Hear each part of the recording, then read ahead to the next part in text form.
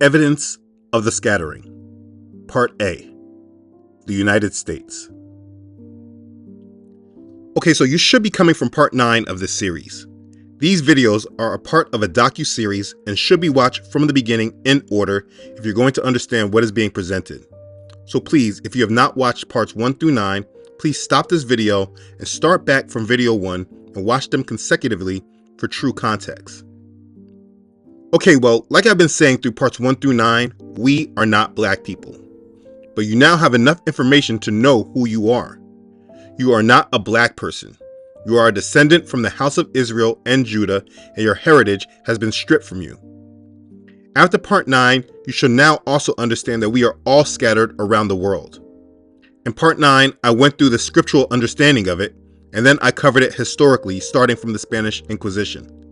But in order to make this real to everyone, I want to really provide evidence, because no matter how much this is discussed, it does not seem that the overwhelming magnitude of this is known.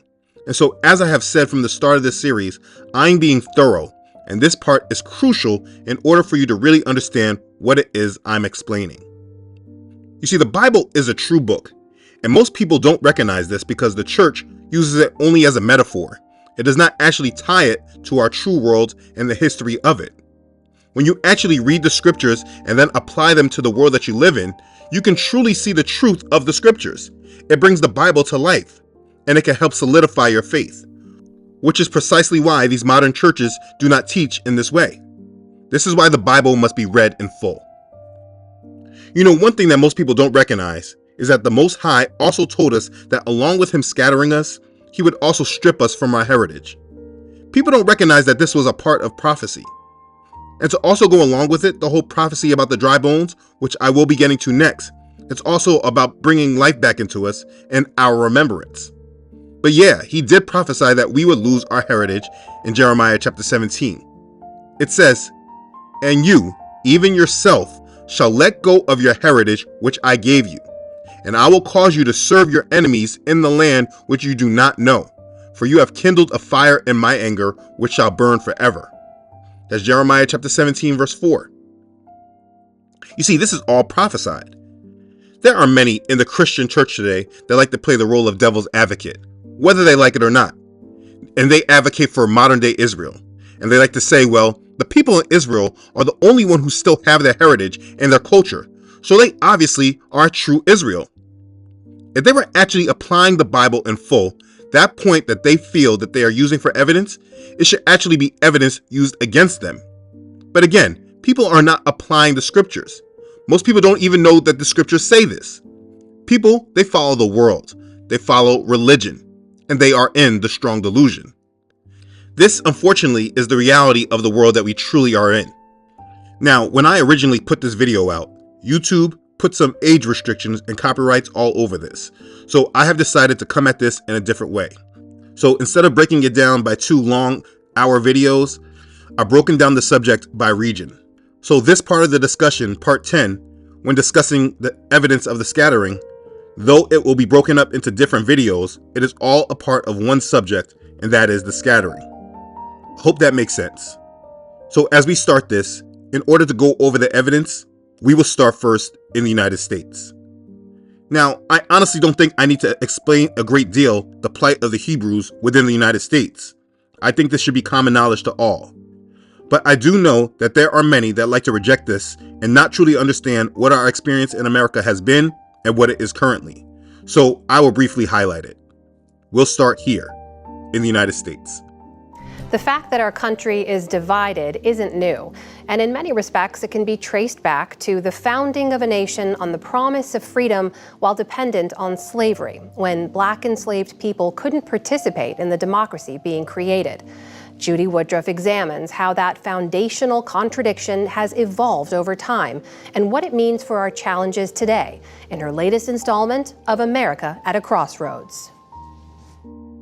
From the ongoing push for equality in schools, in government, and in our communities, to the targeting of communities of color by white supremacists, and the killing of unarmed black men and women by police. America's historic division over race remains at the heart of so many conflicts we see today. Now, as this introduces our plight, it does not explain it. People who want to discredit our struggles here in America, they often want to say, well, every race of people have been slaves. But what these people don't seem to understand is what our plight and our condition has been after slavery was abolished. It's not just about slavery. Most people today know very little about Jim Crow. Let me show you.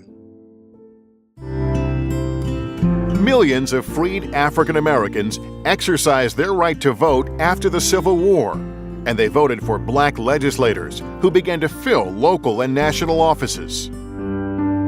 By the 1890s, Southern whites began to fear that blacks with political power would try to integrate Southern society. White Southerners are resistant of the idea of living in an egalitarian society in which African Americans might operate as equal partners. To keep blacks separate and powerless, Southern legislators passed what became known as Jim Crow laws. They were named after a song and dance routine called Jump Jim Crow that savagely mocked rural blacks and was performed by whites in blackface. The laws themselves were even harder on blacks. They encode white supremacy through the enactment of segregation statutes, taking the vote away from African Americans, all sorts of things that are designed to subordinate black people, to establish a place for black people that they know, in a sense, to choreograph race relations. Lawmakers could not violate the 15th Amendment, which prohibited states from denying anyone the right to vote because of race. So they devised obstacles that blacks could not overcome. States passed laws requiring voters to pay a tax or to prove that they own $500 worth of property. Other laws required people to pass literacy tests before they could cast a ballot. In state after state, from 1890 to 1904, every state in the Deep South, the 11 original Confederate states, held state constitutions which functionally disenfranchised black males from the right to vote. But the Southern states made sure there were loopholes in these new laws for whites. One, called the Grandfather Clause, allowed whites to bypass the poll tax and literacy tests. The law said if their grandfather had voted, then they could vote. At the time, no black in the South had a grandfather who had voted. It was a gradual decision to obliterate the constitutional rights of millions of American citizens because of the color of their skin. And yet, it was a conscious decision the majority of white Southerners made because they had the power to do it. The Jim Crow laws ensured that the promise of Reconstruction remained unfulfilled in the South for decades to come. You see, this was the law. And you know what these laws did? They oppressed us and kept us down until they were ready to assimilate us with their civil rights agenda. Now, next point I will show is that every time we try to do something and build something up for ourselves in this country, it was destroyed. There is no better example than what happened in Tulsa, Oklahoma, with what we call Black Wall Street. Let's see. Something terrible happened here. And for decades, people didn't talk about it. I was an adult before I ever heard about it. It was something that was hidden. This entire historic community was obliterated. Bodies dumped in rivers, bodies dumped in mass graves. It was an absolute massacre. This story isn't one you'll find in most history books. And almost 100 years later, the facts of what exactly happened that day are still unraveling. We're driving in what's known as Black Wall Street. It's where one of the nation's worst episodes of racial violence took place. In 1921, a neighborhood in Tulsa, Oklahoma called the Greenwood District was a bustling community of black-owned businesses. Tulsa locals know that period of Greenwood's history as a kind of golden age. If you can imagine just like an old-time downtown, things like movie theaters, pharmacies, hair salons, and so forth. They called it Black Wall Street. It was a mecca. It was a huge success. But Black Wall Street was also an anomaly. It thrived at a time when the KKK was incredibly active in Oklahoma, and the nation had just been through the Red Summer of 1919, when white mobs murdered Black people in dozens of incidents across the U.S. There needed to be a sort of match or an igniter tossed on these embers. And that trigger event was an incident that involved two teenagers, Dick Rowland, 19-year-old Black boy who shined shoes downtown, Sarah Page, 17-year-old white girl who ran an elevator in a downtown building called the Drexel Building. He went to the building, boarded the elevator, something happened, Sarah Page began to scream. They both ran out of the elevator. Now, we don't know exactly what happened in this elevator, but a day later, Rowland was arrested and taken to the courthouse. The local newspaper ran an article claiming Rowland had assaulted Page. Even though Page refused to press charges, the article was essentially a call to action for whites. A large white mob began to gather on the lawn of the courthouse. Dick Rowland was in jail on the top floor. A number of Black men, several dozen, marched down to the courthouse to protect him, some of them armed. There was a struggle between one of the Black men in the small group and one of the white men in the larger group, and things sort of went south from that point. Hundreds of white people descended upon Black Wall Street, armed. Black residents withdrew behind the railroad tracks that marked off the Greenwood district. Some of them were armed and fought back, but they were outnumbered by the white mob, which shot their way through. The white mob murdered, they looted, and they set fire to Black Wall Street. This was the strategy, if you will, of how to deal with these communities, with these successful Black communities. The effects were disastrous. For 2 days, the Greenwood district burned. Martial law was declared, and the National Guard was brought in. By the time the massacre ended, Greenwood was in ruins. More than 1,200 homes were destroyed, and 35 blocks burned. The exact number of casualties is harder to pin down. Some initially only reported that white people died. Others reported somewhere between 30 and 100 mostly Black casualties. But estimates now put that number closer to 300. As for those that survived, thousands of them lived in tent cities in the months that followed, and were left to pick up the pieces of rubble they once called home. And that's one of the biggest events. But we had many more just like this. You see, people forget that there was the KKK that walked the streets in robes and hoods just so that no one knew who they were. And they oppressed and killed many Negroes, burned many of their houses down. But maybe you think in our modern times, these things went away. No, they didn't. Even today, in our modern day, with this whole Black Lives Matter and all these other things, this is all still a part of it. You have to understand that these are all a part of our curses. Now, let me also say and clarify that I am not a supporter of the Black Lives Matter movement at all. I believe this is a control movement by our oppressors.